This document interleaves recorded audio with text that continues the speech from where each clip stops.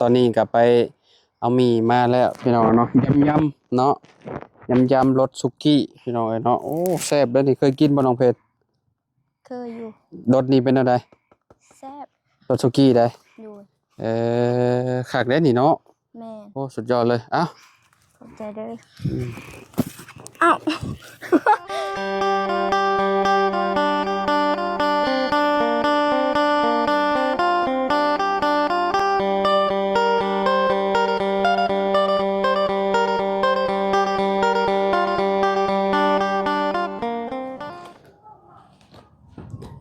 สบายดี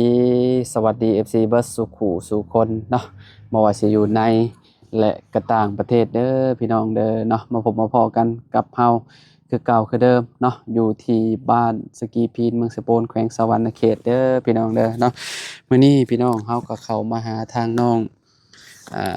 จันเพ็ญพี่น้องเนาะก็สิเอาเงินมามอบให้เพิ่นพี่น้องเนาะพอดีว่ามีทางแม่ใจดีพี่น้องเนาะอยู่ทางฝั่งไทยเพิ่นแหละเนาะเพิ่นฝากเงินมาให้ทางน้องจันเพ็ญเนาะก็สิมี4 คนเนาะที่ว่าสิได้รับเงินในมื้อนี้พี่น้องเอ้ยเนาะทางแม่เพิ่นฝากเงินมา14,000 บาทพี่น้องเอ้ยเนาะก็คือแม่เพิ่นให้เฮาเติมน้ำมัน 1,000 พี่น้องแล้วก็อีก 1,000 บาททางแม่เพิ่นก็ให้เฮาซื้อมีพี่น้องหรือว่ามาม่าอะไรเนาะเฮาก็ซื้อมาเป็นที่เรียบร้อยแล้วเนาะพี่น้องเอ้ยเนาะซื้อก็เบิดไป500,000พี่น้องเพราะว่าแก๊สหนึ่งตกอยู่วาง125,000เลยพี่น้องป๊อ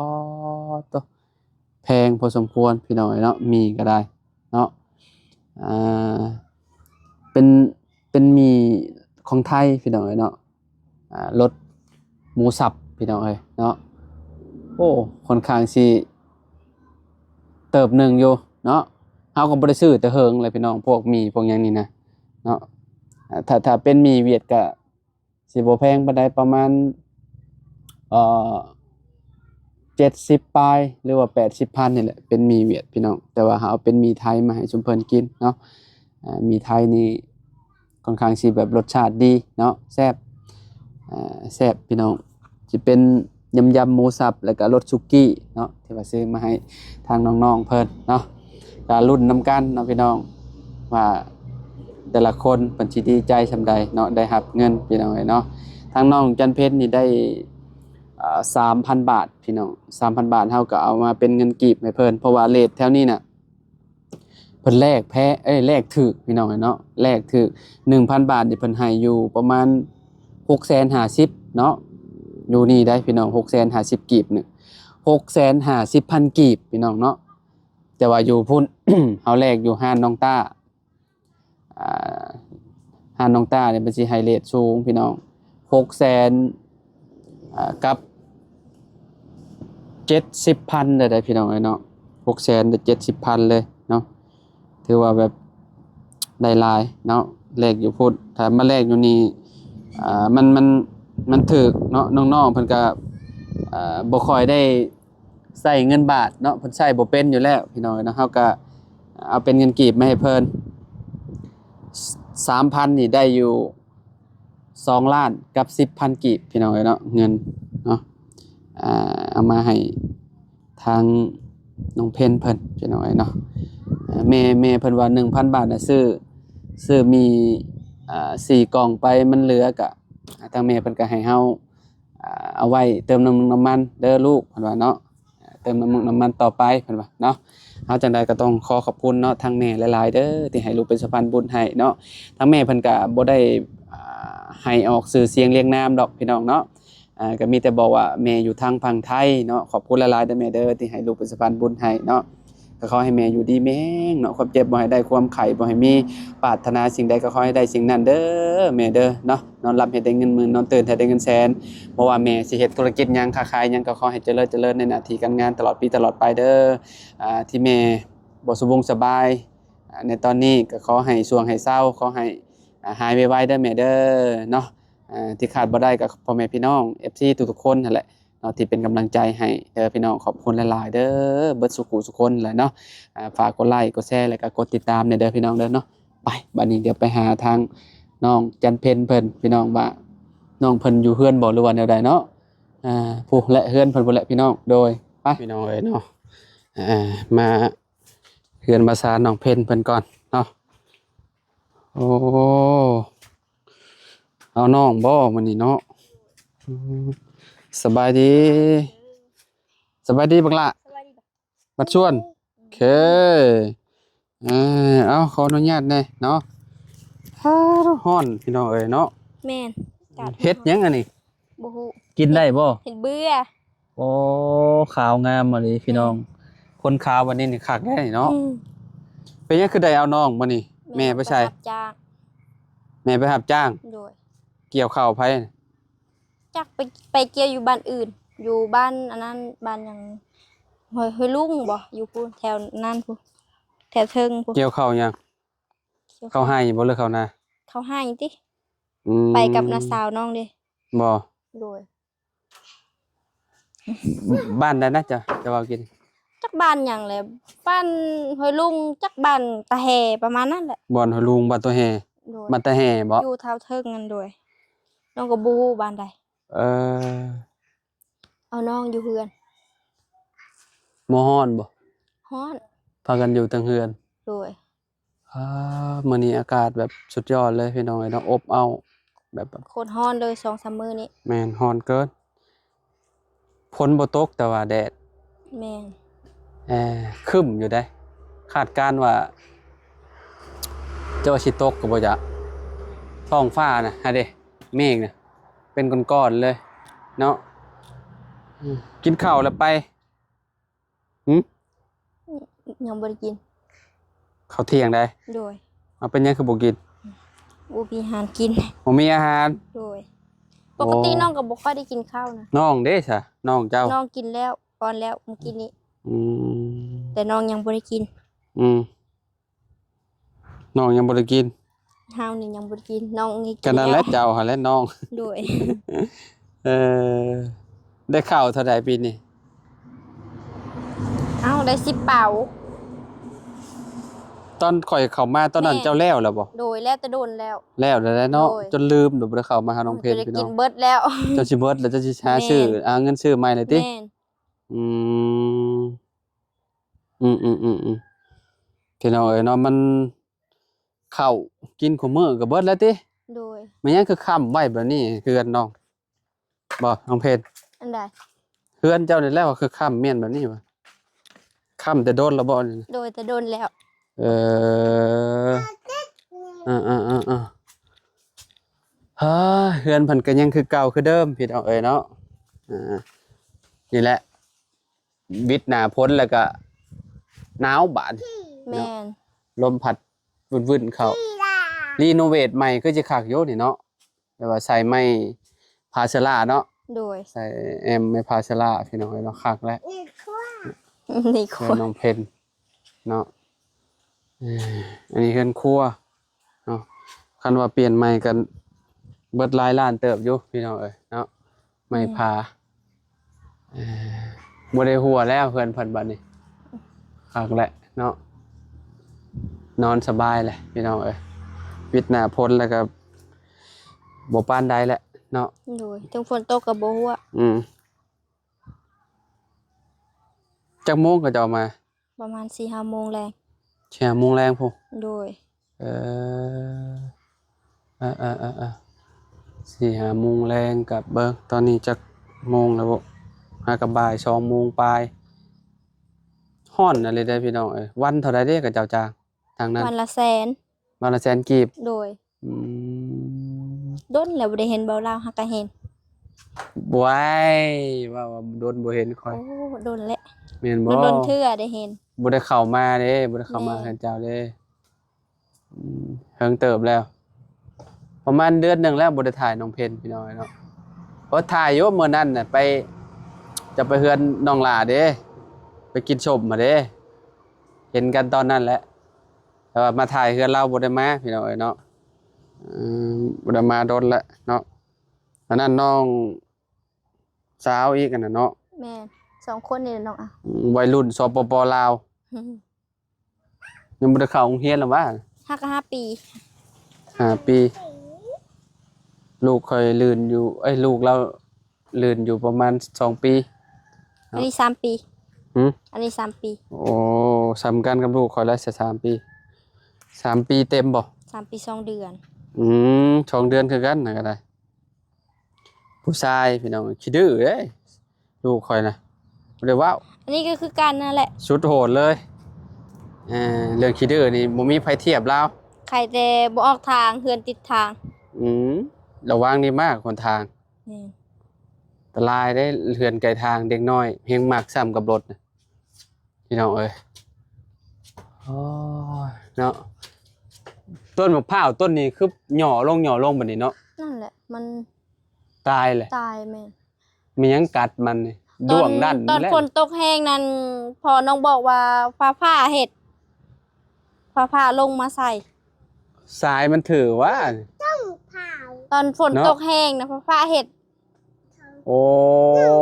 มันก็เป็นแบบนี้เลยกบมะพ สาย ร้าว ฟ้าถือกเนาะ แม่น พี่น้องเอ้ยเนาะต้นมันหลดหย่อลงตายแบบนี้เลยไฟไหม้ แม่น เบิ่งหะเด้พี่น้องเอ้ ฟ้าย เนาะ ตกตลอด ไฟไหม้เลยนี่เนาะมันถ้าคะแนนมันถือกจังๆนี่เรียบร้อยแล้วนี่ไหม้เลยนี่นะ บ่แม่นของนอกเลยนี่ของเฮือนแม่เฒ่านี่ หืม ของแม่เฒ่านี่กกอันนี้ บ่ โดยบ่แม่นของซุมนอก เฮ้ยเนาะพี่น้องเอ้ยเว้าลาวได้อยู่บ่นี่คนน้อยนี่ ได้ ได้สอนลาวนำเด้ออืมพ่อก็ไปบ่ไปเกี่ยวข้าวหาได้ โดย ไป2 คนก็ได้2 แสนเนาะ โดย เมื่อคืนนี่ฟันยังอยู่บ่ฮะสิซื้อเลขนี่ บ่ทายเอ้ยบ่ได้ฟันนะต้องฟันแต่ว่าแบบว่าลืมตลอดฟันนะ ฮะ ฟันแล้วก็ลืมตลอดในนั้นบ่ได้จื้อตื่นมา ลืมยังคือลืม บ่ฮู้ว่าฟันเนี่ย โอ้เนาะเดี๋ยวไปเอามีมาให้บักหล่าก่อนเนาะเพราะว่าบ่แม่นน้องเพนเพิ่นยังบ่ได้กินข้าวเพิ่นเอาไว้เนาะเดี๋ยวเอามาให้น้องเพนเพิ่นลวกกินก่อนเนาะมีไทยเนาะแซ่บๆกินบ่หามมีไทย กินบ่ลอยมี กินบ่จ้าบ่ฮะกินเนาะโอเคเจ้ากินบ่อยละกินเนาะโอเคไปเอามีมาให้ก็ได้เป็นนะเนาะอยู่รถพุ่นแหละพี่น้องเอ้ยพี่น้องนะตอนนี้ก็ไปเอามีมาแล้วพี่น้องเนาะยำเนาะยำรสสุกี้พี่น้องเอ้ยเนาะโอ้แซ่บเด้อนี่เคยกินบ่น้องเพชร เคยอยู่ รสนี้เป็นอะไร แซ่บ รสสุกี้ได้ โดย คักได้นี่เนาะ แม่น โอ้สุดยอดเลยเอ้า ขอบใจเด้ออ้าว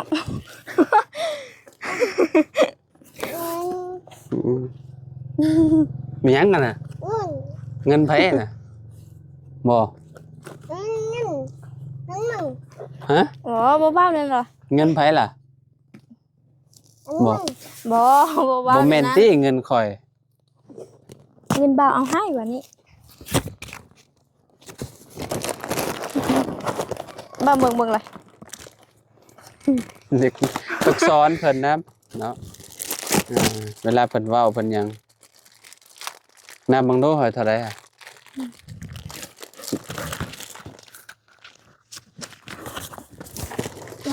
เบิ่งได้นับเงิ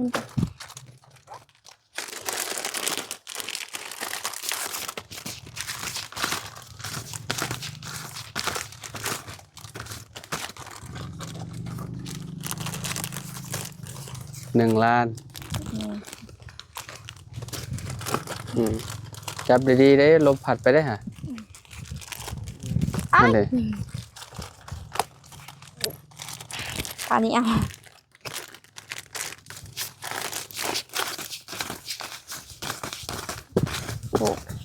นี่8 9 10 1 ล้านกับ10 2 ล้านกับ 10,000 2 ล้านกับ 10,000 กีบ แม่ เอาเงินมาให้น้องเพนเพิ่นพี่น้องเนาะอ่า ตกใจคิดว่าอีหยังคิดว่าบ่เราให้แต่มี อืมเงินก็เป็นเงินของแม่ใจดีหั่นแหละเนาะที่อยู่ฝั่งไทยหั่นแหละเพิ่นก็บ่ได้ให้ออกสื่อเรียงนามดอกเนาะพี่น้องเอ้ยทางแม่เพิ่นก็อยากให้เนาะเห็นน้องๆเป็นคนน่ารักว่าซั่นคน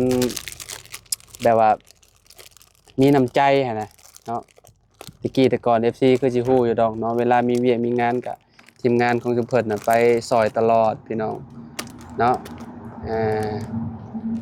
ก็มีแต่ฝากให้น้องเพิ่นเนาะขอบคุณเพิ่นแน่เนาะอวยพรอวยไสให้แม่เพิ่นแน่เนาะแม่ใจะดีอยู่ฝั่งไทยหั่นแหละน้องเอ้ยเนาะ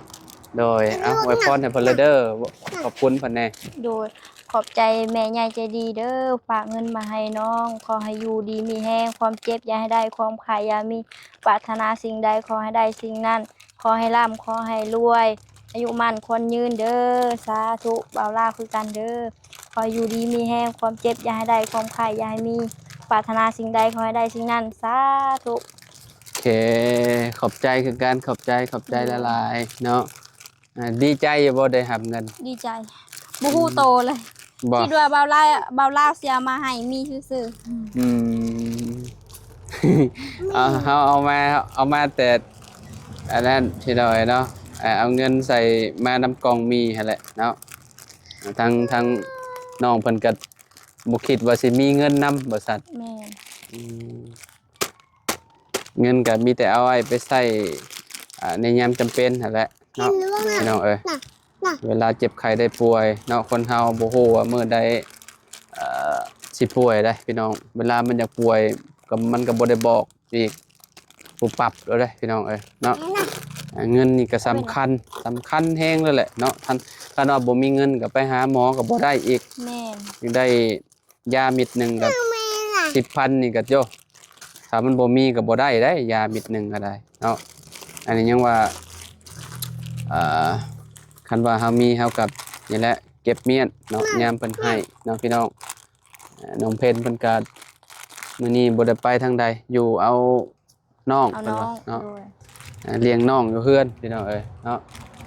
ข้าวได้เป็นแนวใดข้าวอันสีเอาบ่หรือว่าจังได๋หรือว่าตำบ่ บางมื้อก็ตามบางมื้อก็สี อืมโอเคจะไปแล้วเนาะพี่น้องจังได้ก็ขอบคุณเนาะ ทางแม่ใจดีหลายๆเนาะที่ให้เฮาเป็นสะพานบุญให้เด้อแม่เด้อเนาะขอให้อายุมั่นขวัญยืนเนาะนอนหลับให้ได้เงินหมื่นนอนตื่นให้ได้เงินแสนบ่ว่าแม่สิเหตุการณ์งานหยังก็ขอให้เจริญเด้อแม่เด้อเนาะสิ่งที่เจ้าเป็นอยู่ในตอนนี้ก็ขอให้หายไวๆเด้อเนาะให้สวงให้เศร้าให้เป็นผมโพผมไส้ให้ลูกให้หลานต่อไปเด้อแม่เด้อเนาะเอาไปแล้วบาดนี้ไว้พอกันใหม่เนาะขอบคุณหลายๆขอบคุณ FC ทุกๆคนเลยเนาะไปพี่น้องเอ้ยเนาะ สบายดีเหรอ โดยสบายดีแล้วไหม นี่สบายดี สบายดีอีละอืม